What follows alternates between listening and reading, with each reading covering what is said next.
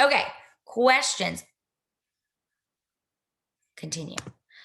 Questions so far. I am going to touch on a little bit of the championship, like Coach said before we got started. But any questions so far about hydration, about sleep, about summer snacking, vacations, any of those things? Any questions?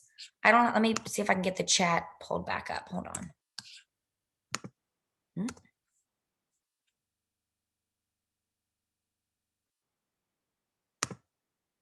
I don't see any questions. Anybody have any questions? Unmute yourself. Ask some questions.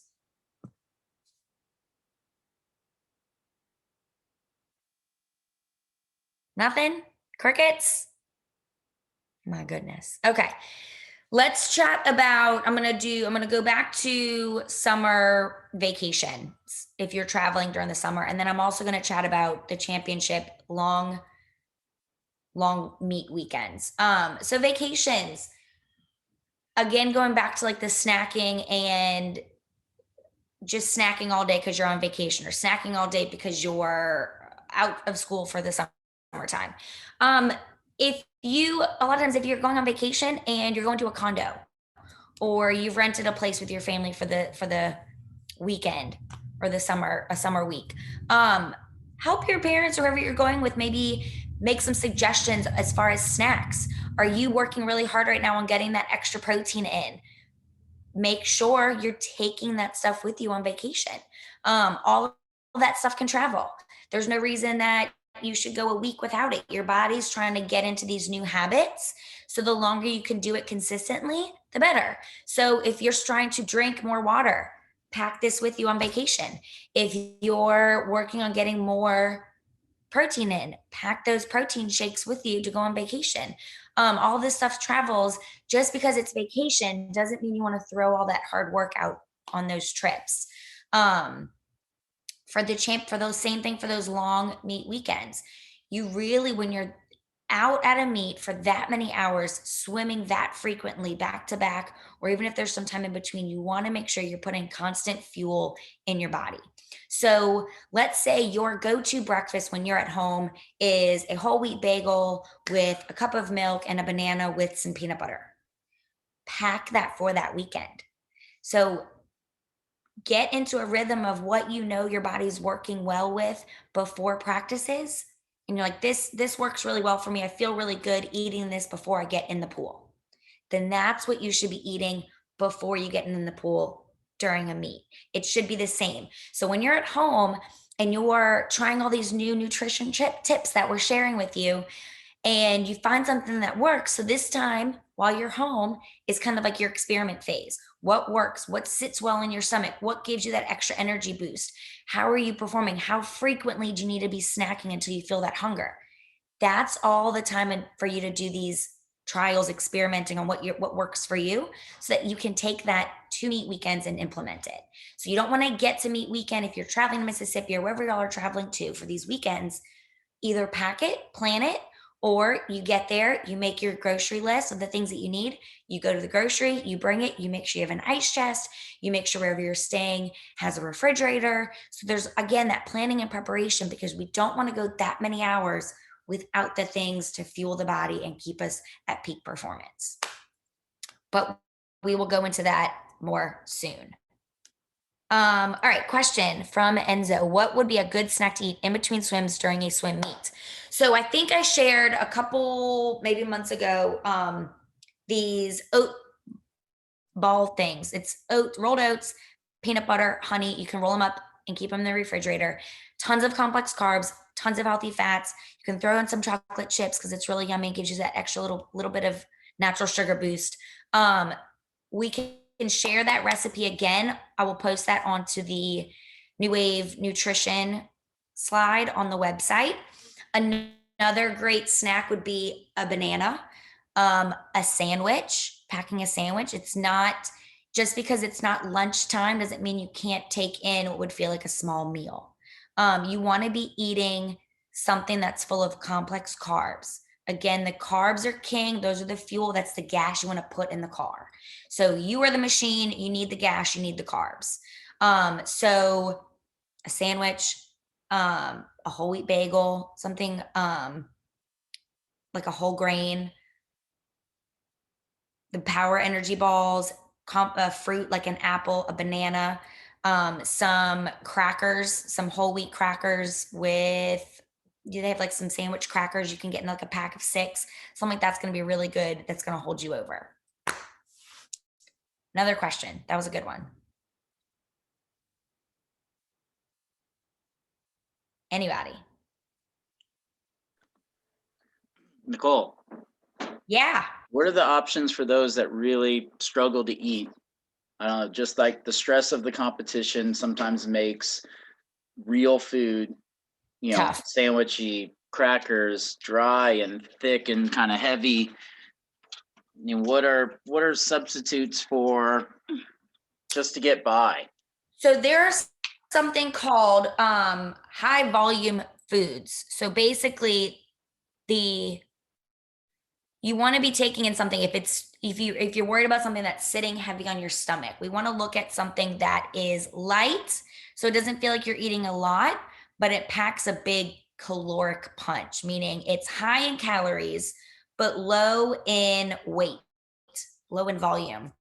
So again, going back to something like a shake, like a meal replacement shake, like a smoothie, something like a nut butter, because nuts have a ton of calories in them. They're really high in fat, good fats, healthy fats, but you don't have to eat a lot of them to get a big punch of calories.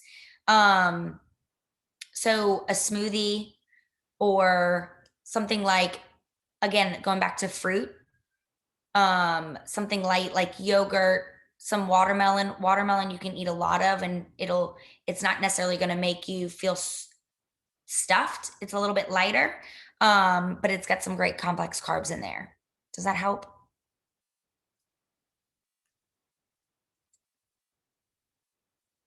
Like a shake, you can buy the pre-made shakes.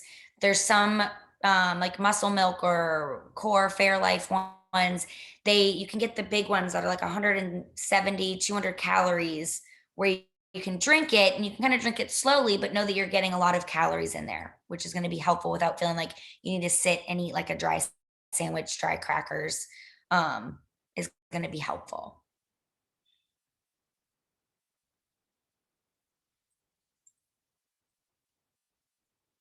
The other thing with that, if you're having a hard time with going back to like the sleep patterns, and if you don't want to have a lot of food sitting on your stomach right before you compete or right before practice, it takes a little bit of effort, but waking up maybe a little bit earlier than you're used to waking up, so that you can give your body time to digest a little bit, so it doesn't feel like it's just weighing here right before you practice. So giving your body, maybe you need 60 minutes to eat something before swim, where some people need to eat 30 minutes before practice.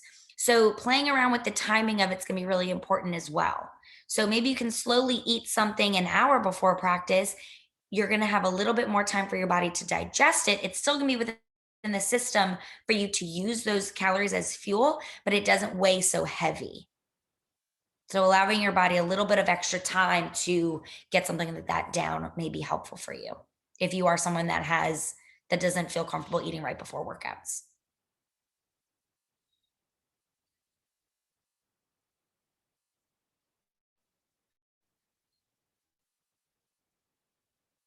Anything else?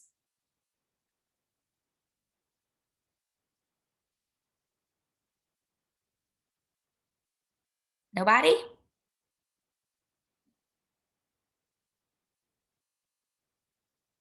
Thumbs up? All right. Coach?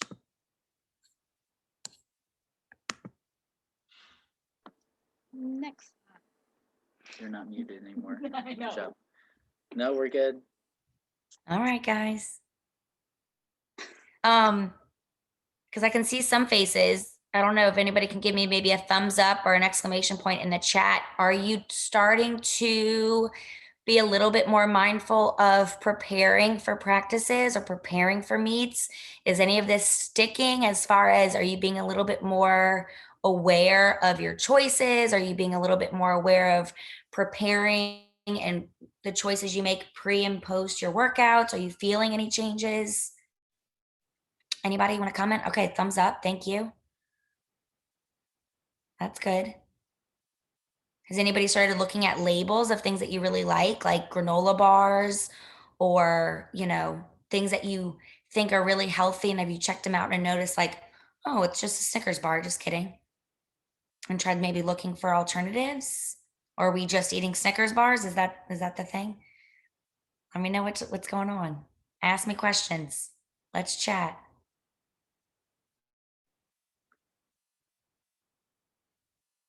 No?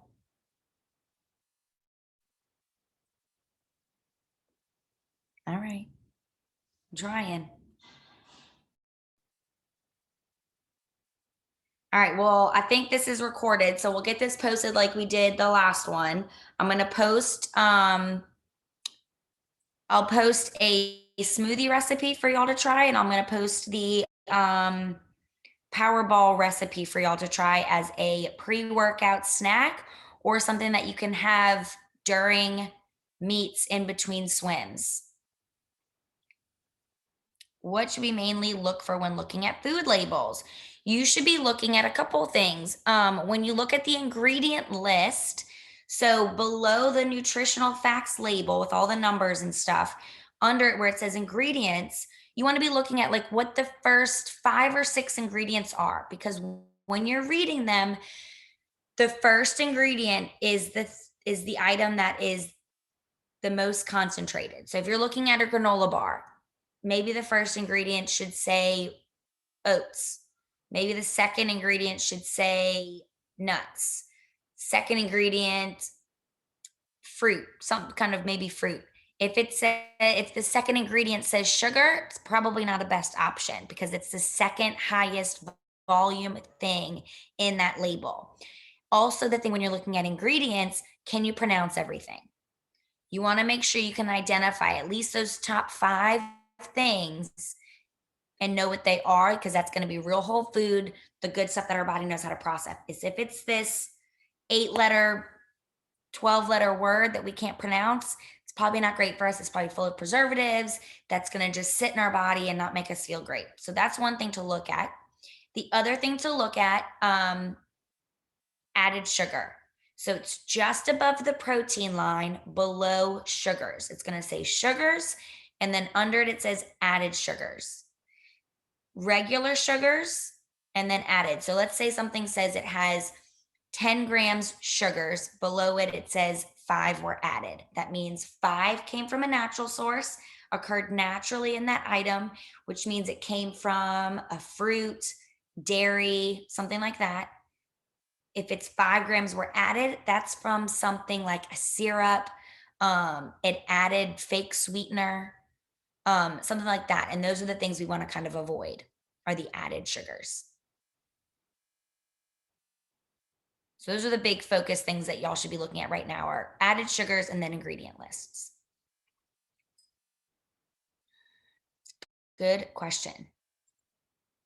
And if you go back to, it's posted on the website from 2 weeks ago. I think one of the last slides in that presentation is a nutrition fact label where I have some little bullet points of little highlighted things on how to read it and some tips on what you should be looking at. So you can start kind of using that to navigate.